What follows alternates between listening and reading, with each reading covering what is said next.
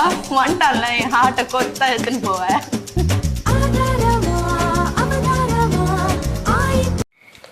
Hi friends, எல்லாருக்கும் வணக்கம்.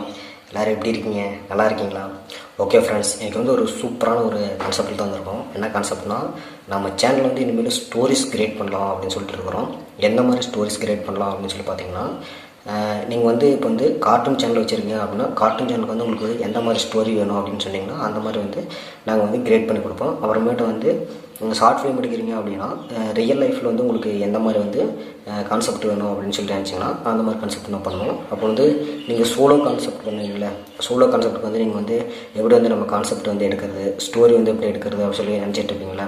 அப்போ வந்து உங்களுக்கு வந்து சோலோ பண்ணுறதுக்கும் நான் எங்கள்கிட்ட ஸ்டோரி இருக்குது. அது மாதிரி வந்து நீங்கள் சொன்னீங்க அப்படின்னா உங்களுக்கு வந்து ஸ்டோரி கிரியேட் பண்ணி கொடுப்போம். ஓகேங்களா?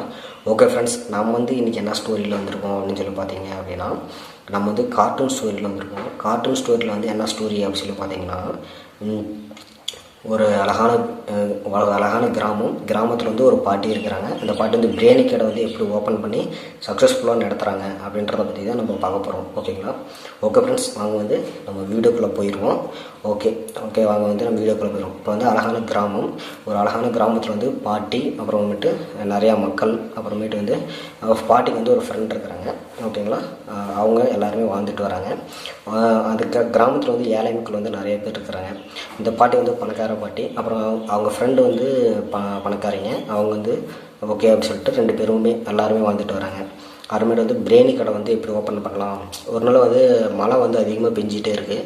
மழை பெஞ்சிட்டு இருக்கும்போது வந்து மக்கள் வந்து வீட்டை விட்டு வெளியே வராமல் இருக்கிறாங்க.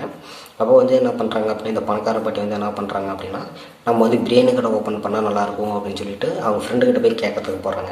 அப்புறம் அவங்க ஃப்ரெண்டுக்கிட்ட போய் கேட்குறாங்க, இப்போ வந்து மழை காலத்தில் வந்து மக்கள் வந்து நிறைய பேர் வந்து கஷ்டப்படுறாங்க, ஆனாலும் வந்து நம்ம பிரியாணி கடை ஓப்பன் பண்ணுவோம், சிக்கன் பிரியாணி கடை ஓப்பன் பண்ணுவோம், அப்புறம் வந்து மக்களுக்கு வந்து கம்மியான ரேட்டில் வந்து நம்ம வந்து கொடுப்போம் அப்படின்னு சொல்லி சொல்கிறாங்க. அப்படின்னு சொல்லி சொன்னோன்னே சரி அப்படின்னு சொல்லிட்டு அவங்க ஃப்ரெண்டு வந்து என்ன சொல்கிறாங்க அப்படின்னா, ஏன்னா நீ வந்து தேவையில்லாத வேலை பண்ணுற, உனக்கு வந்து வயசாகிடுச்சு இல்லை, நீ வந்து அந்த மாதிரி பண்ண வேணாம் அப்புறமேட்டு வந்து அப்படி சொல்லி சொல்கிறாங்க. அப்புறமேட்டு வந்து இல்லை, நம்ம வந்து மக்களுக்கு வந்து உதவி செய்யணும் அப்படின்னு சொல்லி சொல்கிறாங்க. சரி, நானும் உனக்கு வந்து ஹெல்ப் பண்ணுறேன் அப்படின்ட்டு அவங்களோட ஃப்ரெண்டும் அந்த பாட்டியும் சேர்ந்து வந்து பிரியாணி கடை ஓப்பன் பண்ணுறாங்க. ஒரு 2 நாள் பிரியாணி கடை போடுறாங்க. 2 நாள் போட்டோன்னே பிரியாணி கடை வந்து ஓடவே இல்லை. ஏன்னா மக்கள் வந்து வீட்டை விட்டு வெளியே வர முடியாத அளவுக்கு மழை பெஞ்சிட்ருக்கு. அதனால் வந்து அவங்க வந்து பிரியாணி கடை வந்து ஓடல. அப்புறம் 2 நாள் கழித்து என்ன பிளான் பண்ணுறாங்க அப்படின்னா, 2 பேரும் சேர்ந்து அவங்க ஃப்ரெண்ட் வந்து இந்த பாட்டிக்கிட்ட சொல்கிறாங்க. என்னன்னு சொல்கிறாங்கன்னா, சிக்கன் ரோல் வந்து நம்ம வந்து ஃப்ரீயாக கொடுப்போம், சிக்கன் பிரியாணி கொடுப்போம் அப்படின்னு சொல்கிறாங்க.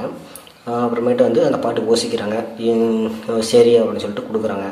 அப்புறமேட்டு வந்து மக்கள்கிட்ட போய் சொல்லலாம், இது வந்து நான் வந்து ஒரு பிரியாணி கடை ஓப்பன் பண்ண போகிறேன், ஒரு பிரியாணி வாங்கினா சிக்கன் ரோல் வந்து ஃப்ரீ அப்படின்னு சொல்ல போகிறேன் அப்படின்னு சொல்கிறாங்க. சரி அப்படின்னு சொல்லிட்டு வீட்டுக்கு போய் எல்லாருக்கிட்டுமே சொல்கிறாங்க.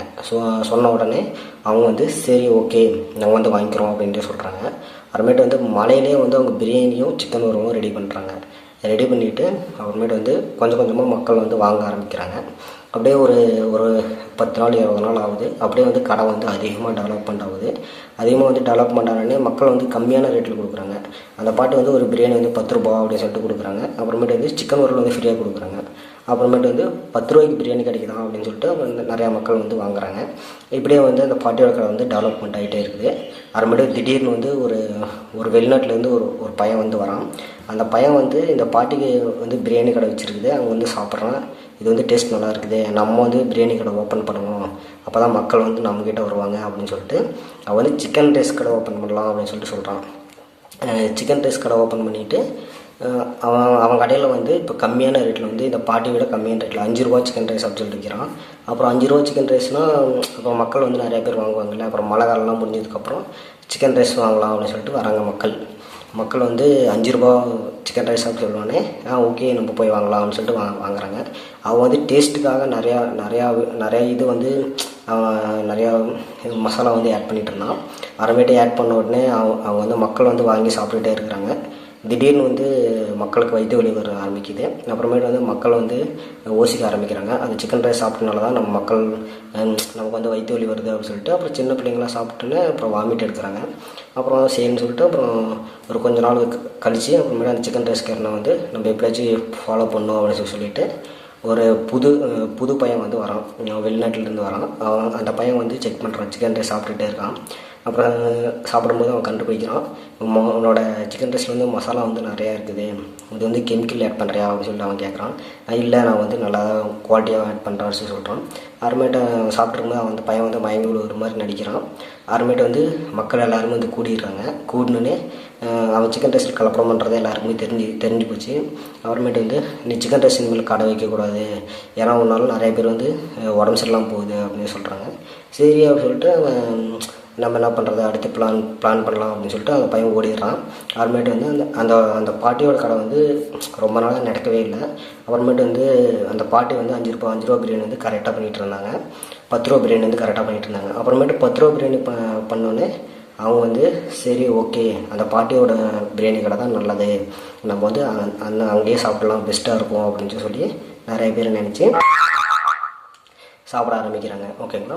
அப்புறமேட்டு சாப்பிட்டு முடிச்சுட்டு அப்புறமேட்டு எல்லாருமே அந்த பாட்டிக்கிட்ட சொல்கிறாங்க, உங்களோட கடை நல்லா இருக்குது, நாங்கள் வந்து அவசரப்பட்டு அங்கே சிக்கன் ரைஸ் கடைக்கு போயிட்டோம், நீங்கள் ஏன் இனிமேல் வந்து பிரியாணி கடை நடத்துங்க, நாங்களே வந்து வாங்கிக்கிறோம் அப்படின்னு சொல்லிட்டு மக்கள் எல்லாருமே சொல்கிறாங்க. இப்படி தான் வந்து இந்த பாட்டியோட பிரியாணி கடை வந்து சக்ஸஸ் ஆகும். ஓகேங்களா. சக்ஸஸ் ஆகிட்ருக்கோம். அப்புறமேட்டு வந்து சரி, நான் மக்களுக்காக நான் நிறையா உதவி பண்ணுறேன் அப்படின்னு சொல்லிட்டு அப்புறமேட்டு வந்து அவங்க 5 ரூபா பிரியாணி போடுறாங்க. 5 ரூபா பிரியாணி போடுறாங்க. அதுவும் நல்லா ட்ரெண்டிங்காக ஓடிட்டுருக்குது. ஓகேங்களா. இப்படி தான் வந்து அந்த பாட்டி வந்து பிரியாணி கடை வந்து ஓப்பன் பண்ணி நல்லா ஹாப்பியாக சந்தோஷமாக வாழ்ந்துட்டுருக்குறாங்க. ஓகேங்களா. இது வந்து கார்ட்டூன் ஸ்டோரி.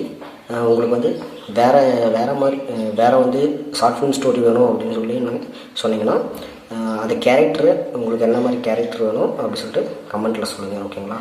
இப்போ வந்து நிறைய கேரக்டர் இருக்குது. அந்த கேரக்டர்ஸில் வந்து உங்களுக்கு எந்த மாதிரி கேரக்டர், எந்த மாதிரி கான்செப்ட், லவ் கான்செப்டா இல்லை வந்து கிராமத்து கான்செப்டா அப்படி சொல்லிட்டு கரெக்டாக வந்து நீங்கள் சொல்லுங்கள். ஓகேங்களா. நாங்கள் வந்து ஸ்டோரி மேக் பண்ணுறோம். ஓகேங்களா. இந்த வீடியோ பிடிச்சிருந்தா மறக்காம லைக் பண்ணுங்கள், ஷேர் பண்ணுங்கள், சப்ஸ்கிரைப் பண்ணிக்கோங்க. மீண்டும் அடுத்த ஸ்டோரியில் பார்க்கலாம். தேங்க்யூ.